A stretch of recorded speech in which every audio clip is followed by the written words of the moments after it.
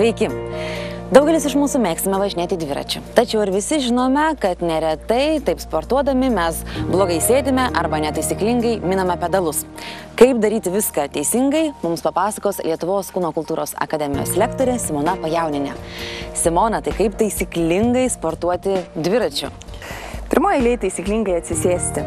Atsisėdus paskirstyti savo svorį ant sėdynės, vairo ir pedalų. Štai galiu pademonstruoti. Didžiausia klaida, kurią daro žmonės, yra štai tokia sėdėsena. Netaisyklinga sėdėsena, kurios metu krūvį gauna stuburas. Pakanka ištempti nugarą, ištiesinti, įlenkti rankas ir amortizacija turės rankos, dirbs rankų raumenys, o pačiu dirbs juosmeniniai raumenys. Kitas dalykas yra mūsų sėdynės aukštis. Koja atsisėdus neturi būti pilnai ištiesta, šiek tiek sulenkta. Ir minant yra svarbu ne minti, bet traukti pedalą, arba kitaip tariant, sukti ratu. O kaip pasirinkti tinkamą trasą?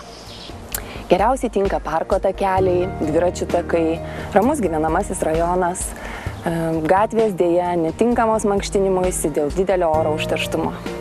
Simona, patark, į kalną, tarkim, dviratį geriau yra stumti ar atsisėdus ant jo minti?